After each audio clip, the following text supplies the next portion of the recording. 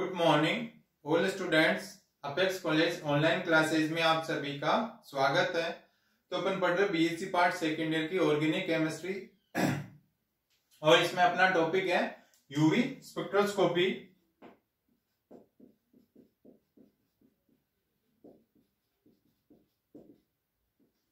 UV spectroscopy या ultraviolet spectroscopy. और इसमें अपना टॉपिक चल रहा है, इसमें अपना टॉपिक है टाइप्स ऑफ इलेक्ट्रॉनिक ट्रांजिशन या इलेक्ट्रॉनिक संक्रमणों के प्रकार। टाइप्स ऑफ इलेक्ट्रॉनिक ट्रांजिशन, ये अपना टॉपिक चल रहा है types of electronic configuration transition, types of electronic संक्रमण। तो इसमें तो अपन ने सिग्मा टू सिग्मा स्टार पढ़ लिया था और एन टू सिग्मा स्टार पढ़ लिया है। अब नेक्स्ट आता है इसका types pi to pi star संक्रमण या pi to pi star transition, pi to pi star संक्रमण या ट्रांजिशन। तो इसमें क्या हो जाएगा, अनसैचुरेटेड हाइड्रोकार्बन में ये पाई जाएगी, तो यह है असंतृप्त हाइड्रोकार्बन, असंतृप्त हाइड्रोकार्बन अथवा असंतृप्त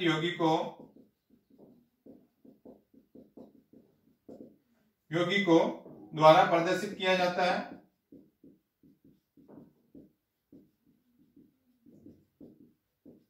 यानी है अनसैचुरेटेड हाइड्रोकार्बन या अनसैचुरेटेड कंपाउंड द्वारा ये प्रदर्शित किया जाता है पाई टू पाई स्टार संक्रमण। यानी असंतृप्त समूह जिसमें डबल बॉन्ड या ट्रिपल बॉन्ड, जिसमें द्विबंध या ट्रिपल बॉन्ड वाले क्रोमोफोर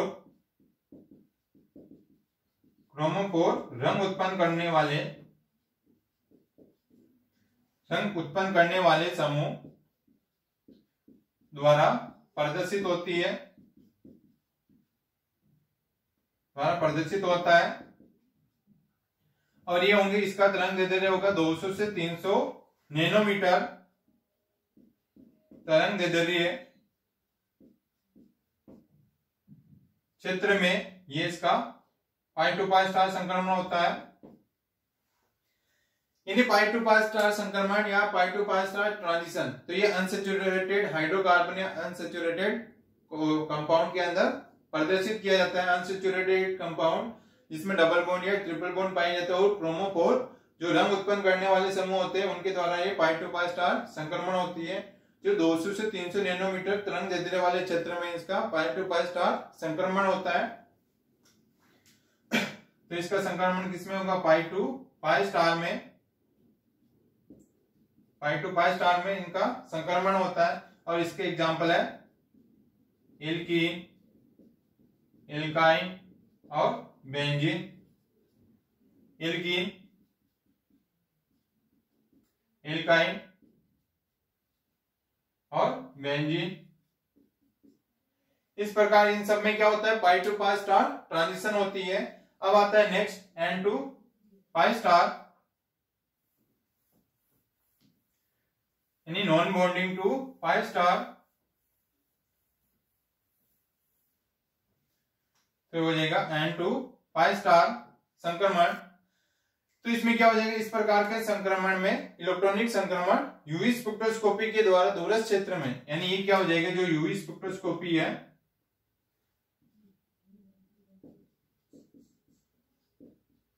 यूवी स्पेक्ट्रोस्कोपी के दूरस्थ क्षेत्र में प्रदर्शित किए जाते हैं।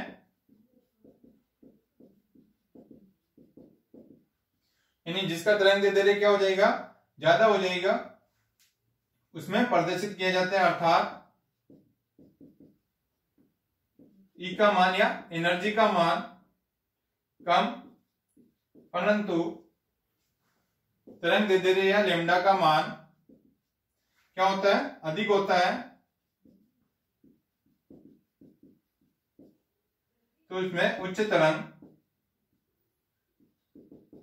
उच्च तरंग दैर्ध्य जैसे 300 नैनोमीटर से अधिक पर लैम्डा मैक्सिमम प्रदर्शित करते हैं, और इसका एग्जांपल होता है कार्बोनिल।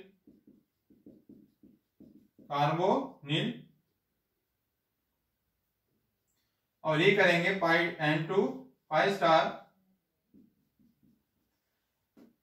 यानी N2 पाई स्टार ट्रांजिशन।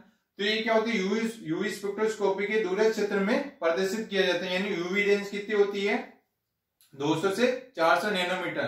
तो ये 300 से ऊपर वाले नैनोमीटर में इसका तरंग दैर्ध्य इसमें ये प्रदर्शित करता है, यानी जिसमें एनर्जी का मान क्या होता है, कम होता है, लेकिन तरंग दैर्ध्य का मान क्या होता है, अधिक होता है, लैम्डा का मान अधिक होता है। ये उच्च तरंग दैर्ध्य 300 नैनोमीटर से अधिक वाले पे लैम्डा मैक्सिमम प्रदर्शित करता है। और इसका एग्जांपल कौन सा है, कार्बोनिल में कीटोन, जिसमें N2 पाई स्टार ट्रांजिशन होती है। तो ये तो हो गए टाइप्स ऑफ इलेक्ट्रॉनिक ट्रांजिशन। अब नेक्स्ट आता है इनमें effect of conjugation. Effect of conjugation या संयुग्मन का प्रभाव।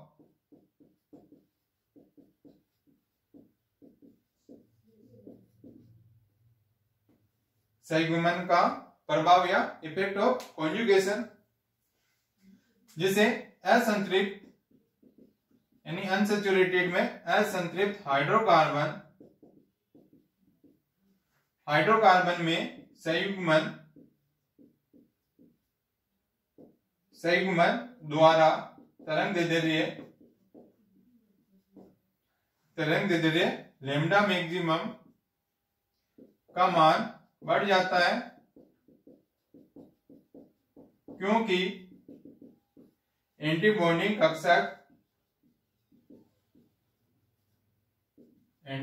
कक्षक निकट आ जाते हैं।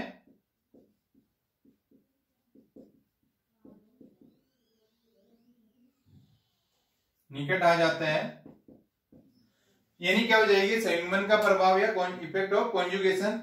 यानी जैसे कॉन्जुगेशन होगा तो कॉन्जुगेशन में क्या होगा, जब डबल बॉन्ड या ट्रिपल बॉन्ड बढ़ जाते हैं, तो यदि असंतृप्त हाइड्रोकार्बन में संयुग्मन द्वारा क्या हो जाएगा, तरंग दैर्ध्य लैम्डा मैक्सिमम का मान तो क्या हो जाता है, बढ़ जाता है, क्योंकि जो एंटी बॉन्डिंग कक्षक क्या हो जाते हैं, निकट आ जाते हैं, पास आ जाते हैं, जिसके कारण जिसमें इसमें डबल बॉन्ड बढ़ेगा तो संयुग्मन या कॉन्जुगेशन का प्रभाव यानी कॉन्जुगेशन बढ़ेगा, तो इसमें लैम्डा मैक्सिमम का मान भी बढ़ेगा।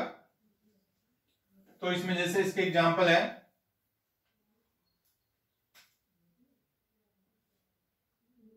तो जैसे ये हो जाएगा इसमें पाई टू पाई स्टार, क्योंकि अनसैचुरेटेड में पाई टू पाई स्टार ही होता है, तो इसमें पाई टू पाई स्टार ट्रांजिशन होती है, और इसमें लैम्डा 65 नैनोमीटर और इसका लैम्डा मैक्सिमम होता है 165 नैनोमीटर लैम्डा मैक्सिमम या तरंग दैर्ध्य होता है। और ये किसका होता है, CH2 डबल बॉन्ड CH2, ये होता है एथीन का। तो यानी एथीन है जिसमें पाई टू पाई स्टार ट्रांजिशन होगी, जिसमें लैम्डा मैक्सिमम का मान क्या होगा, 165 नैनोमीटर लैम्डा मैक्सिमम होगा, और ये इसकी स्ट्रक्चर है फर्स्ट है। जैसे इसकी स्ट्रक्चर है, जैसे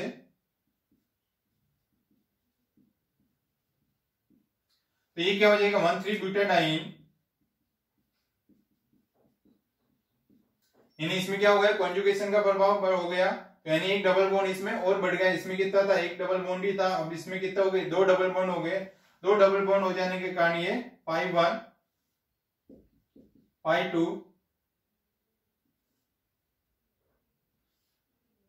ये हो जाएगा पाई 3 स्टार और पाई 4 स्टार, यानी इसमें पाई 1 पाई 2 पाई 3 स्टार और पाई 4 स्टार में ट्रांजिशन होती है। तो इसमें हो जाएगा पाई 2 पाई 3 स्टार में ट्रांजिशन होती है। तो ये क्या हो जाएगा, इसका होमो और ये ल्यूमो, यानी हाईएस्ट ऑक्यूपाइड मोलिकुलर ऑर्बिटल, ल्यू यानी लोवेस्ट मोलिकुलर ऑर्बिटल, और इसमें इसका लेमडा मैक्सिमम कितना हो जाएगा 217 नैनोमीटर लेमडा मैक्सिमम हो जाएगा और ये सेकंड है। यानी जैसे जैसे इसमें संयुग्मन या डबल बॉन्ड बढ़ते जा रहे हैं उसी प्रकार इसमें क्या हो रहा है लेमडा मैक्सिमम इसके में कितना था 165 और इसमें कितना होगा 217 तो नैनोमीटर इसमें यानी ये तरंग दैर्ध्य का मान क्या हो रहा है बढ़ता जा रहा है। उसी प्रकार तो ये हो जाएगा पाई 1 पाई 2 पाई 3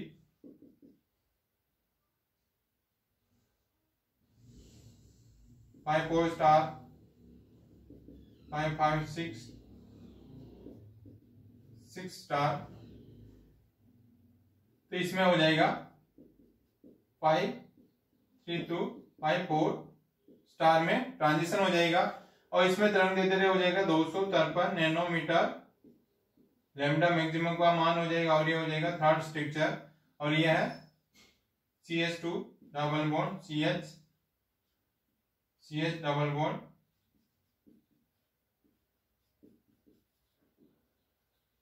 ये हो जाएगा 1 3 5 हेक्सा टेट्राइन।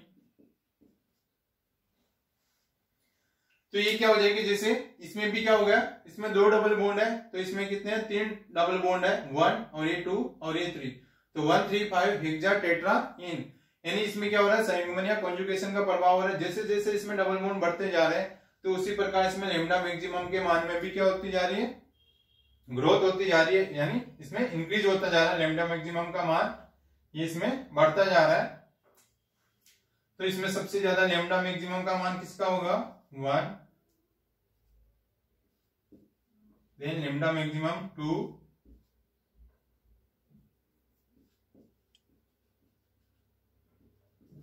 तो जो स्ट्रक्चर है 3 है तो यानी इसके कॉन्जुगेशन प्रभाव के कारण इसका लैम्डा मैक्सिमम का सबसे मान किसका होगा जिसमें संयुग्मन या जिसमें डबल बॉन्ड की संख्या ज्यादा होगी तो उसमें तरंग दैर्ध्य का मान सबसे ज्यादा इसका होगा थर्ड स्ट्रक्चर का देन इसका हो जाएगा ये 3 का। इस प्रकार ये ऑर्डर रहता है इनका तरंग दैर्ध्य का क्रम इसका सबसे ज्यादा देन इसका होता है। यानी इसमें क्या होगा जैसे जैसे इसमें संयुग्मन बढ़ते हैं तो उसी प्रकार लैम्डा मैक्सिमम का मान भी क्या होता है बढ़ता जाता है। इसलिए इसको क्या बोलेंगे रेड शिफ्ट या बेथोक्रोमिक शिफ्ट बोलते हैं। अब आता है नेक्स्ट टॉपिक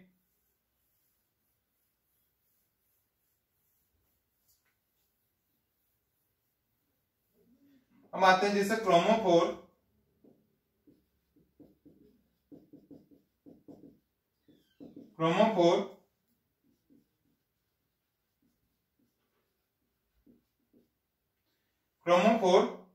या इसको हिंदी में बोलते हैं वर्णमूलक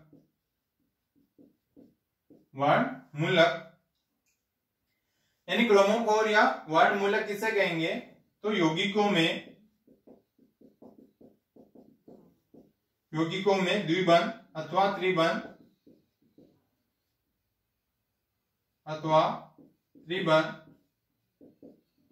डबल बॉन्ड या ट्रिपल बॉन्ड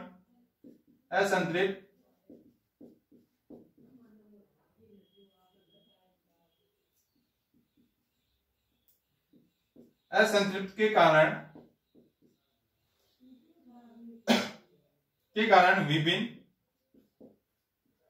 विभिन्न प्रकार के क्या करते हैं रंग उत्पन्न करते हैं।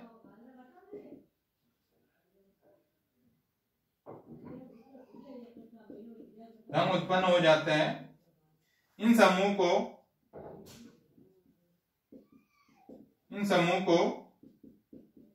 इसमें डबल बॉन्ड और ट्रिपल बॉन्ड होगा क्रोमोफोर कहा जाता है।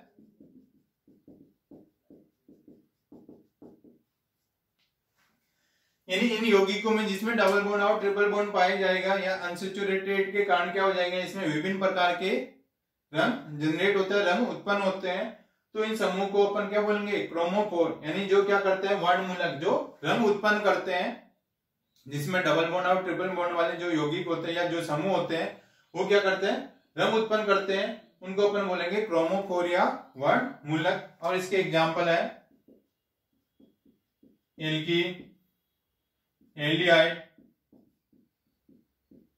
और कीटोन, ये सारे क्या होते हैं, क्रोमोफोर होते हैं। और कौन कौन से होते हैं, जैसे कीटोन, एल्डिहाइड,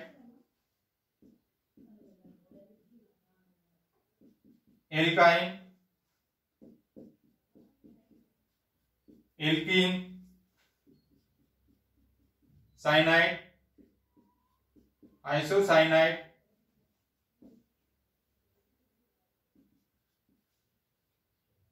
तो ये हो जाएगा नाइट्रेट।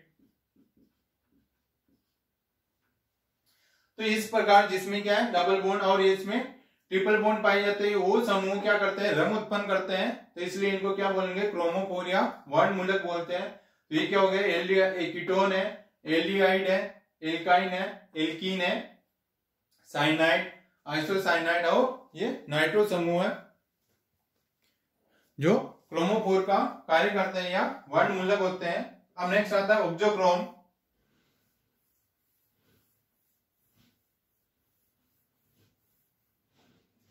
ऑक्सोक्रोम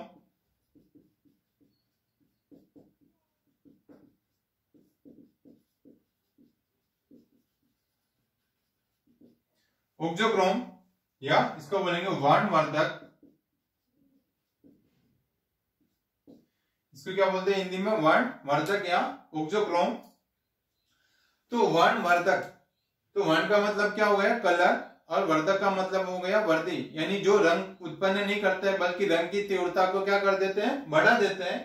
यानी ऐसे समूह जो रंग उत्पन्न नहीं करते हैं बल्कि रंग की तीव्रता को बढ़ा देते हैं, उसको बोलेंगे वर्णवर्धक या ऑक्सोक्रोम। और जिसमें क्या होता है, लोन पेयर होता है, लोन पेयर समूह वाले होते हैं। तो ये क्या करते हैं, लोन पेयर समूह क्या कर देते हैं, रंग की तीव्रता को ये बढ़ा देते हैं। तो ये रंग की तीव्रता को बढ़ा देते हैं,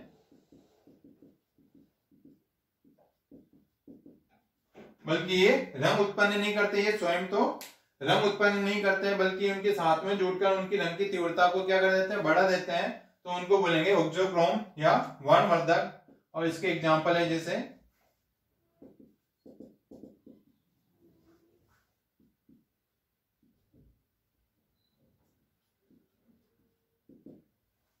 H2O, NR2, ये सारे समूह है जिनके ऊपर क्या होते हैं, जैसे ये लोन पेयर समूह होते हैं, लोन पेयर पाए जाते हैं, वो क्या करते हैं, ये ऑक्सोक्रोम कंपाउंड होते हैं जो इसमें क्या करते हैं, ये रंग की तीव्रता को या इंटेंसिटी को ये बढ़ा देते हैं, इसलिए इनको बोलेंगे ऑक्सोक्रोम।